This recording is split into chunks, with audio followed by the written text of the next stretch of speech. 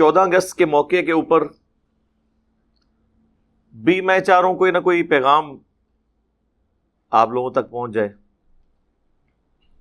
باتیں کرنے کو تو بہت زیادہ ہے، لیکن جو اس وقت اللہ تعالیٰ کو دماغ میں ڈال دے گا بات، ظاہر ہے کہ انسان کا دل، اس کا دماغ، سب کچھ اللہ کے کنٹرول میں ہے. میرے بھائیو، اس وقت جو پاکستان بہت نازک صورتحال سے گزر رہا ہے، میں سمجھتا ہوں کہ ہم پہ بہت بڑی آزمائش آ گئی ہے، کیونکہ ورلڈ پالیٹکس بڑی تیزی سے تبدیل ہوئی ہے، خصوصاً ہمارے پڑوسی ملک افغانستان کے اندر، جہاں پہ ایک ظالم حکومت نے قبضہ کیا ہوا تھا ظالموں کی سپورٹ کے ساتھ، یعنی امریکہ کی سپورٹ کے ساتھ. اللہ تعالیٰ نے 20 سال کی جد و جہد کے بعد مسلمانوں کو اب کوئی امید کی کرن لگائی ہے کہ ان ظالموں سے جان چھوٹے جو کافروں کے آلہ کار بنے ہوئے تھے. صحیح مسلم میں حدیث ہے کہ اگر چور تیرے گھر میں گھس جائے تو ان سے لڑ، اس دوران اگر تو مارا گیا تو شہید ہوگا، اور اگر تو نے ان کو مار دیا تو تیرے اوپر کوئی ملامت نہیں ہے. یہ جنرل رول ہے. آپ کے گھر بھی چور آ جائیں تو آپ ان کے ساتھ لڑتے ہوئے اگر ان کو قتل کر دیں تو دنیا کے کسی قانون میں آپ کے اوپر کوئی گرفت نہیں ہے، ونس یہ چیز ثابت ہو جائے. اسی کو اگر بڑے پیمانے پہ دیکھیں تو افغانستان کے اندر بھی ایک باہر سے لوگ مسلط ہوئے اور انہوں نے اپنا پریمپٹیو رائٹ رکھتے ہوئے سو کالڈ ان کا اپنا ایک مسلمان ملک کے اوپر قبضہ کیا اور اسے جنگ کی آگ کے اندر جھونک دیا، جس میں لاکھوں افغانی شہید ہوئے اور آلموسٹ 1 لاکھ کے قریب تو پاکستانی بھی شہید ہو چکے ہیں، عوام الناس اور فوج کے لوگ ملا کے انڈائریکٹلی. اب صورتحال جو آپ کو نظر آ رہی ہے نا، یہ پاکستان کے لیے کافی تشویشناک ہے اس حوالے سے کہ چونکہ افغانستان کی عوام کی اکثریت، بلکہ اگر میں کہوں نا کہ 99% لوگ وہ یہ سمجھتے ہیں کہ افغانستان کی بربادی میں سب سے بڑا ہاتھ پاکستان کا ہے. جو سٹیٹس پاکستان میں انڈیا کی حکومت کے لیے ہے نا، عوام کے اندر نفرت، اس سے زیادہ نفرت افغان عوام میں پاکستان کے لیے ہے، اور وہ کسی حد تک جسٹیفائی بھی ہیں.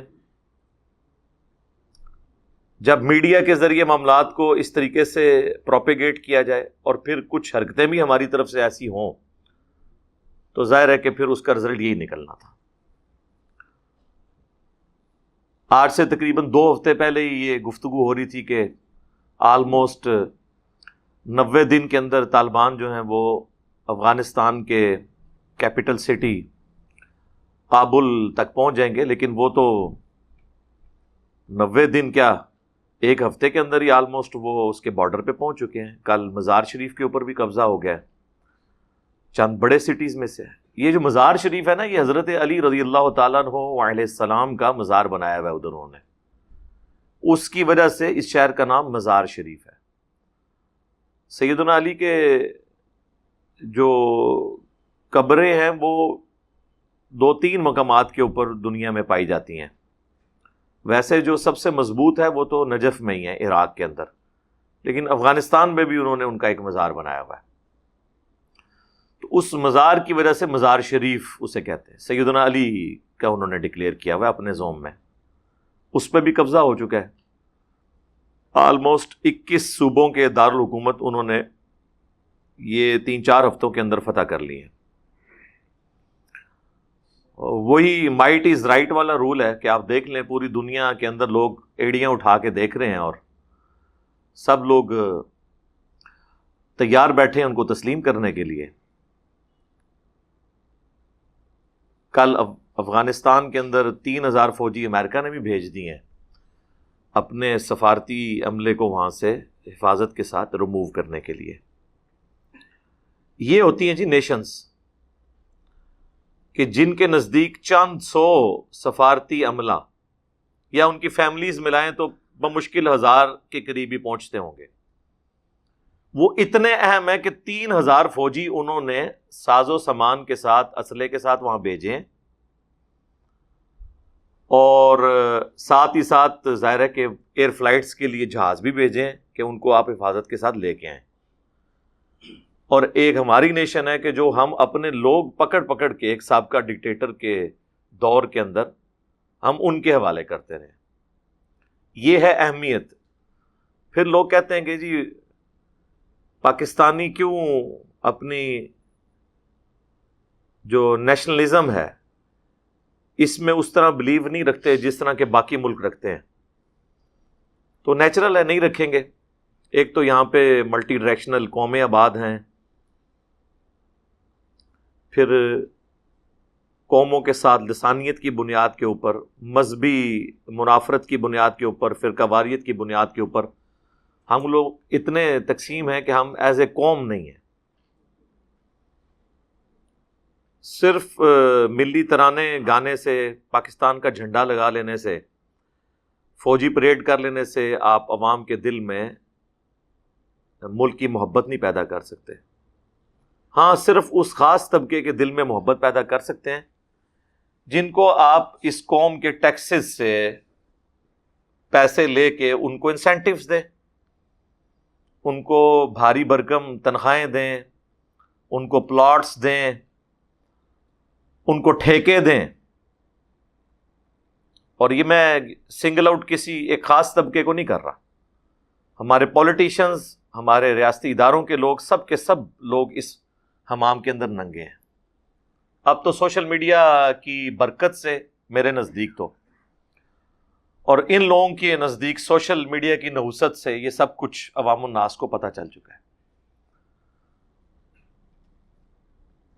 اگر اب بھی ہم نے ہوش کے ناخن نہ لیے تو ہم اپنے آنے والی نسلوں کو کوئی محفوظ ملک نہیں دے سکتے. اللہ کا شکر ہے کچھ عرصے سے پاکستان کی پالیسیز جو ہیں وہ بہتری کی طرف گامزن ہوئی ہیں. اس کا ثبوت پوری دنیا کے اندر ہمارے پرائم منسٹر صاحب چیخ چیخ کے تقریریں کر رہے ہیں, صحافیوں کے ساتھ گفتگو کر رہے ہیں کہ ہم ماضی میں جو کچھ کرتے رہے وہ غلط تھا.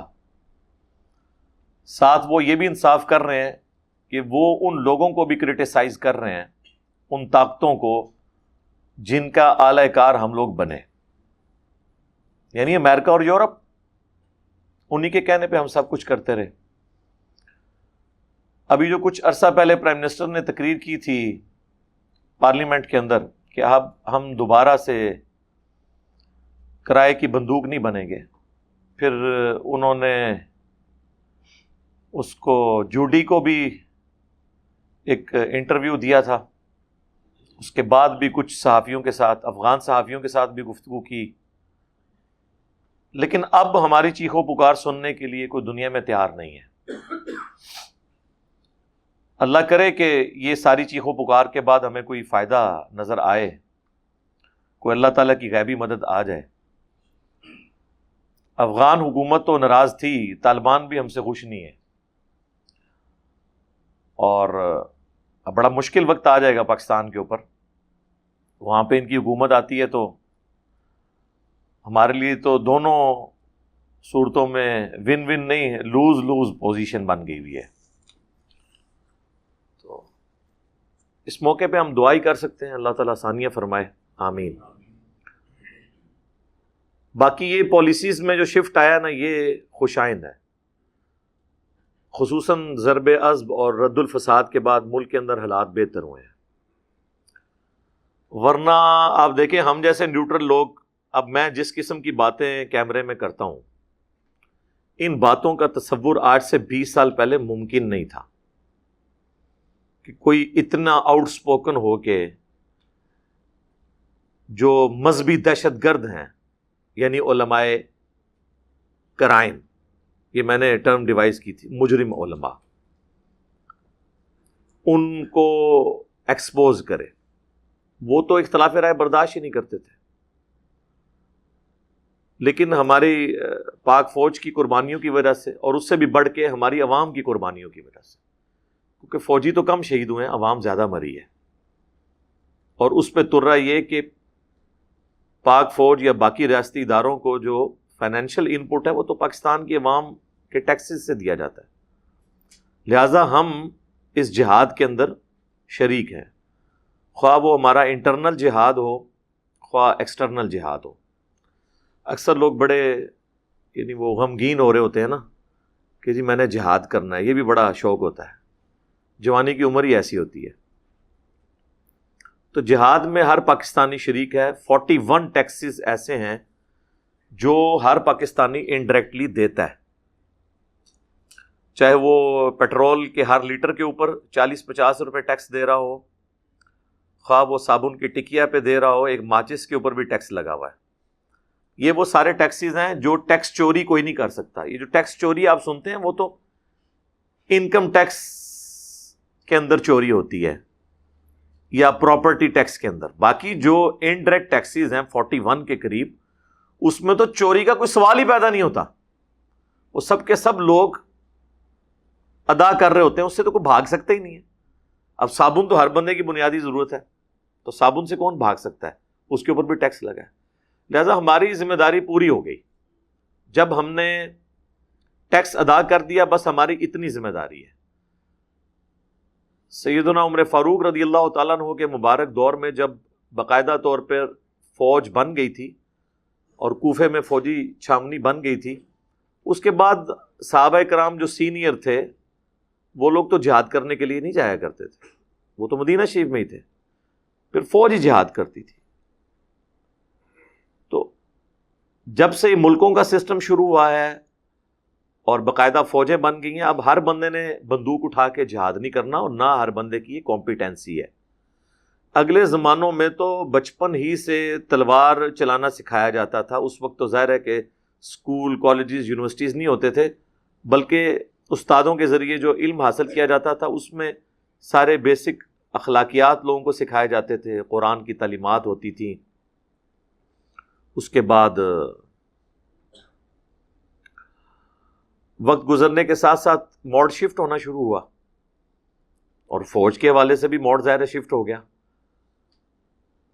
ہمیں ویسے تو بتایا جاتا ہے کہ جی رومنز اور پرشینز کو جو مسلمانوں نے اکھاڑا، تو مسلمان جو ہیں تعداد میں بہت کم تھے، ان کو اکھاڑا.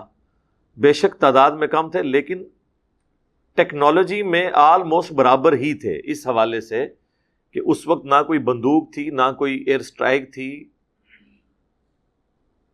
زمینی جنگ میں فائنل فیصلہ ہوتا تھا، اس میں آپ کا مخالف جب آیا ہے وہ بھی ایک ہی تلوار ہاتھ میں لے کے آیا ہے، اور یہاں سے صحابہ کرام بھی گئے تو ایک ہی تلوار کے ساتھ. ورنہ آپ امیجن کریں کہ ایک کافروں کا فوجی کلاشنکوف لے کے آ جائے، سامنے 1000 مسلمان بھی کھڑے ہوں. اب میں صحابہ کرام نہیں کہتا، پھر یہ کہیں گے جی وہ گستاخی کر دی ہے. چاہے اس زمانے کے مسلمان ہوں یا آج کے زمانے کے، ایک کلاشنکوف کے سامنے 1000 تلواریں کیا کر سکتی ہیں؟ وہ سلطان رائی کی فلموں میں ہی بیلچے کے اوپر گولی روکی جاتی ہے، ہاں، پریکٹیکل لائف میں اس طرح گولی نہیں رکتی. تو اس زمانے کی مثالیں دینا غلط ہے، اور یہ جھوٹ بولا گیا صدیوں سے کہ جی برابر کا نہیں تھا. برابر کا ہی تھا جی، جب اسلحہ برابر کا ہے، ادھر بھی تلوار ادھر بھی تلوار.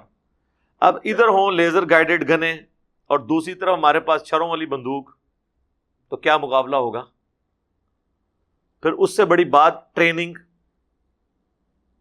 آج کل تو فوج کو ٹریننگ دی جاتی ہے، ایک اس ٹریننگ کے اگینسٹ ہی آپ برابر کی فوج سے لڑ سکتے ہیں. ٹیلنٹ کچھ عرصہ کام کرتا ہے، بعد میں فیل ہو جاتا ہے. آپ میں جو لوگ بڑی عمر کے ہیں ان کو یاد ہوگا کہ پاکستان نے ہاکی کے 4 ورلڈ کپ جیتے ہوئے ہیں،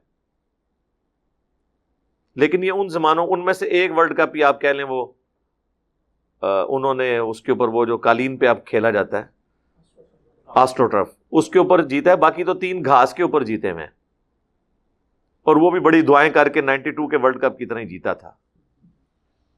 اصل میں جو ہے وہ 3 شروع کے ورلڈ کپ تھے جو وہ جیتے پاکستان نے، اس وقت انہوں نے آبزرو کر لیا کہ یہ ہاکی گھاس کے اوپر تو بڑی اچھی کھیل لیتے ہیں. انہوں نے گھاس ختم کر کے یہ جب شروع کیا تو تھیندے ٹھیک ہے، ان کتنے گئے تھوڑا ٹیلنٹ. کرکٹ میں بھی آپ دیکھ لیں، انہوں نے IPL انڈیا نے شروع کروائی، اور اس طریقے سے کرتے کرتے اتنا معاملات کو انہوں نے اس کو سائنٹیفک بنا دیا کہ ہم پیچھے رہ گئے. تو اب محض ٹیلنٹ کی بنیاد کے اوپر آپ آگے نہیں چل سکتے جب تک آپ اس اسپیسیفک فیلڈ کے اندر ایکسپرٹیز حاصل نہ کر لیں. یہی حال فوج کا بھی ہے. ایک عام آدمی کا کیا کام ہے کہ وہ ڈنڈا یا کوئی بندوق اٹھا کے جا کے لڑنا شروع کر دے؟ اس کی تو لاش ہی پچھلوں کو اٹھانی پڑے گی. ایک نگ ہی ہے، جنہوں پنجابی چیسی کہنے ہیں نا، ایک نگ ہی ایڈ ہوا ہے، ہونا تو کچھ بھی نہیں ہے. اس لیے ہمیں کوئی گلٹی نہیں فیل کرنا چاہیے. ہم آلریڈی الحمدللہ ٹیکسس کے ذریعے انوالو ہیں اور ہمارا جہاد میں حصہ ڈال رہا ہے. یہ ان لوگوں کی فکر ہے کہ جو اس کام کے اوپر مامور ہیں کہ وہ اپنا کام صحیح کر رہے ہیں نہیں کر رہے. ان کی راتوں کی نیندیں برباد ہونی چاہیے. ہم لوگوں نے تو اپنا حق ادا کیا ہے، پاکستانی نیشن جتنی قربانیاں دے رہی ہے، اور اب تو یہ نیا ایک بم گرا رہے ہیں، وہ 40% سبسڈی جو تھی بجلی کے اوپر وہ بھی ختم کر رہے ہیں. اور ہمارے نیپرا کے چیئرمین صاحب کے بیانات دیکھیں. ان لوگوں کو تو یقین کریں، ان لوگوں کو تو پرائمری اسکول میں داخل کروانا چاہیے، کم از کم بولنے کی تمیز تو سیکھیں. ٹیکسی لگا کہہ رہے ہیں عوام کی چیخیں نکلیں گی. یعنی یہ لینگویج، مجھے تو لگتا ہے شاید یہ وہ لوگ ہیں ان کے خاندانوں میں کسی کو کوئی پوسٹ نہیں ملی ہوگی، تو آپے سے باہر ہو کے اس قسم کی گفتگو یہ لوگ کرتے ہیں. ایک تو ہمیں زخم دیتے ہیں، اس کے بعد ہمارے زخموں کے اوپر یہ نمک پاشی بھی کرتے ہیں. تو کوئی نہیں، اس طرح کے معاملات زیادہ دیر نہیں چلتے ہیں، برا وقت آنے میں دیر نہیں لگتی ہے. پاکستانی قوم تو اپنا برا وقت بھگت چکی ہے. اب ہمارے یہاں جو ہمارے پرائم منسٹر صاحب جو کہتے ہیں نا مافیا ہے، مافیا کے اوپر برا وقت آ گیا. لیکن ظاہر ہے کہ اس کے ساتھ تکلیف تو ہمیں ہی ہوگی. اللہ کرے ہمارے معاملات مستقبل میں بہتری کی طرف گامزن ہوں انشاءاللہ تعالی. ہم تو صرف دبے الفاظ کے اندر خامیوں کو ہائی لائٹ کر سکتے ہیں، باقی تو کرنا کرانا تو پرائم منسٹر کی ذمہ داری ہے. صحیح مسلم میں حدیث ہے کہ بدترین گڈریا وہ ہے جو کسی قوم کے اوپر حکمران ہو، اور اگر وہاں پہ وہ انصاف قائم نہیں کرے گا تو وہ قیامت والے دن اللہ تعالیٰ اس کی پرسش کرے گا، اس کے لیے جہنم مقدر بن جائے گا والعیاذ باللہ تعالی. جس طرح گڈریا بھیڑ بکریوں کی حفاظت کرتا ہے نا، اس طرح حکمران کی یہ ذمہ داری ہوتی ہے. بخاری اور مسلم دونوں میں حدیث ہے، تم میں سے ہر شخص نگہبان ہے اور اس سے اس کے رعیت کے بارے میں پوچھا جائے گا. پھر آپ صلی اللہ علیہ وآلہ وسلم نے فرمایا کہ ایک جو مرد ہے وہ اپنے گھر والوں بیوی بچوں کے اوپر حاکم ہے، وہ اس کی رعیت ہے. ایک عورت جو ہے وہ اپنے گھر کے اوپر حاکم ہے، اس کے انڈر اس کے بچے ہیں، ان کی تربیت کرنا، اس کے بارے میں اس سے پوچھا جائے گا. ایک حکمران جو ہے وہ رعایا کے اوپر حاکم ہے، اس سے اس کے بارے میں پوچھا جائے گا. اسلام میں تو بڑی واضح تعلیمات ہیں اس حوالے سے، اور اس میں کوئی ابہام، کوئی ایمبیگوٹی نہیں ہے، بالکل واضح چیز ہے. بہرحال اللہ کا شکر ہے، یہ ضرب عصب اور رد الفساد کے بعد ہماری پالیسی شفٹ جو ہوئی ہے، اس کا فائدہ کم از کم یہ ہوا ہے کہ ہمیں یہ چیز سمجھ آ گئی ہے کہ جہاد صرف فوج کا کام ہے. پاکستان میں نان اسٹیٹ ایکٹرز نہیں ہونے چاہیے، ورنہ وہ بندوق کے زور کے اوپر، تلوار کی نوک پہ اپنے جو مذہبی عقائد ہیں وہ آپ پہ تھوپنے کی کوشش کریں گے، جس طرح ماضی میں ہوتا رہا. قتل و غارت کتنا ہوا ہے، ہم نے نہیں بھگتا. آپ یعنی ضیاء الحق کے دور سے لے کر ابھی تک لاکھوں لوگ قتل ہوئے ہیں اسی مذہبی اختلافات کے اندر، اور یہ سب کچھ ہمارے بڑوں کی سرپرستی میں ہوتا رہا. اور آج کے ہمارے بڑے مانتے ہیں کہ پرانے بڑوں نے ہمارے ساتھ کام ڈالا ہے، جس طرح ہم نے آپ کو منوا لیا ہے کہ آپ کے بابوں نے آپ کے ساتھ کام ڈالا ہے. پہلے تو کوئی ماننے کے لیے تیار ہی نہیں تھا، اتنا مقدسات ان کو ڈکلیئر کیا ہوا تھا، لیکن ایک ایک کر کے جب ان کی 2 نمبریاں آپ پہ کھلیں تو آپ کو پتا چلا کہ یار قرآن و سنت میں تو کچھ اور لکھا ہوا تھا، یہ ہمارے بابے تو قرآن و سنت کے نام پہ عزت ویل کرتے رہے اور تعلیمات ہمیں بالکل اس کے الٹ بتاتے رہے۔ تو جب قرآن و سنت کے نام پہ انہوں نے عزت ویل کی اور اب قرآن و سنت کا احترام نہ کریں تو پھر یہ دین کے غدار ہوئے نا، کیونکہ جس بنیاد پہ انہوں نے عزت ویل کی تھی اسی کے دشمن رہے۔ اسی طریقے سے وہ لوگ جو آئین کی بنیاد کے اوپر ہم سے عزت ویل کرتے رہے، خواہ وہ ہمارے پولیٹیشنز ہوں یا ریاستی اداروں کے لوگ ہوں، اسی آئین کی بنیاد پہ تو انہوں نے عزت ویل کی، اور اگر اسی آئین کے ساتھ وہ لوگ کھلواڑ کر کے پاکستانی نیشن کو بیسک ہیومن رائٹ سے محروم کرتے رہے، اور اب جب نیشن کو یہ بات پتہ چلے گی تو وہ پھر ان کو اسی طریقے سے غدار تصور کریں گے جس طرح ہم اپنے مذہبی پیشواؤں کو غدار تصور کرتے ہیں کہ انہوں نے تعلیمات سے ہٹ کے ہمارے ساتھ سلوک کیا۔ دوسری طرف تو ہم ان نان اسٹیٹ ایکٹرز کو کہ جنہوں نے ہمارا جینا حرام کیے رکھا پچھلے 15-20 سال میں، ان کو ہم کہتے ہیں آپ قومی دھارے میں آئیں، آئین کے انڈر آ جائیں۔ پاکستان آئین کے تحت چل رہا ہے، یہ کوئی بنانا ریپبلکس میں سے کوئی ملک نہیں ہے، اور خود ہم آئین کا احترام نہ کریں۔ یہ ویسے ہی ہے جیسے علماء کہتے ہیں کہ قرآن اور حدیث پہ چلو، اور نہ خود قرآن کو مانیں نہ حدیث کو مانیں، الٹا کوئی آ کے بتائے کہ سر قرآن میں تو یہ لکھا ہے، آپ تو ہمیں یہ بتاتے رہے، تو اس کے ساتھ لڑ پڑے۔ بالکل سیم اینالوجی ہے۔ پھر آپ اس کے آگے چلیں تو آپ کو اور اینالوجی نظر آئے گی کہ جیسے مذہبی لوگوں نے گالیاں رکھی ہوئی ہیں نا، جس سے ان کو ذرا سا خطرہ ہو تو کبھی اس پہ گستاخی کا فتویٰ لگا دیں گے، کبھی توہین مذہب کا الزام لگا دیں گے۔ اس طرح ہمارے پولیٹیشنز کے پاس، ہمارے ریاستی اداروں کے لوگوں کے پاس الزامات ہوتے ہیں غدار وطن، توہین عدالت، غیر ملکی ایجنڈا۔ یہ وہ سارے لفظ ہیں جو ایکویلنٹ ہیں، گستاخ رسول، گستاخ اولیاء، گستاخ صحابہ، مذہب کی توہین۔ تو آپ دیکھیں کہ مینٹالٹی ایک ہی ہے، وہ مختلف شکلوں میں آپ کو مختلف جگہ نظر آ رہی ہوتی ہے۔ اچھا، اب یہ ساری باتیں میں ایک مذہبی پلیٹ فارم سے اس لیے کرتا ہوں کہ جدا ہو دین سیاست سے تو رہ جاتی ہے چنگیزی۔ سیاست سے مراد یہ نہیں کہ میں نے کوئی پولیٹیکل جماعت جوائن کرنی ہے، لیکن ظاہر ہے کہ ہم افیکٹنگ ہیں اس سارے سسٹم کے۔ ہمیں اس وقت اگر کوئی عالم دین ایسا ہے جسے موجودہ دور کے حالات اور واقعات اور ملک کی صورتحال کا نہیں پتہ، اور وہ یہ سمجھتا ہے کہ میں اس قوم کا مصلح ہوں، میں اس قوم کا منجی اور ہادی ہوں، یا میں انہیں ٹرو ریلیجن کی طرف لے کے جا رہا ہوں، اور پتہ اسے ہے ہی نہیں گراؤنڈ ریئلٹیز کا، تو وہ اپنے دعوے کے اندر جھوٹا ہے۔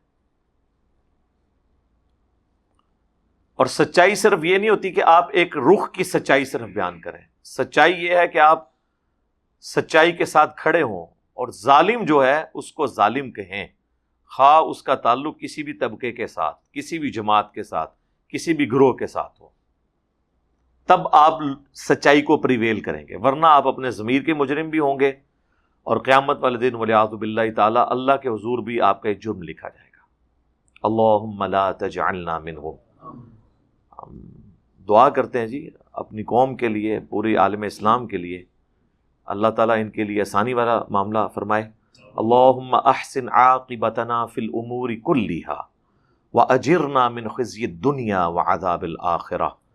اے رب ہمارے تمام کاموں کا انجام بہتر کر دے، اور ہمیں دنیا کی رسوائی اور آخرت کے عذاب سے بچا لے۔ یہ دعا ہے، مسند امام احمد میں یہ موجود ہے دعا، تو یہ بڑی پرفیکٹ دعا ہے۔ اللہم ربنا آتنا فی الدنیا حسنہ وفی الآخرۃ حسنۃ وقنا عذاب النار۔ اے رب ہمیں دنیا میں بھی بھلائیاں عطا فرما، اور آخرت میں بھی بھلائیاں عطا فرما، اور آخرت کی سب سے بڑی بھلائی یعنی جہنم کے عذاب سے ہمیں بچا لے۔ آمین ثم آمین۔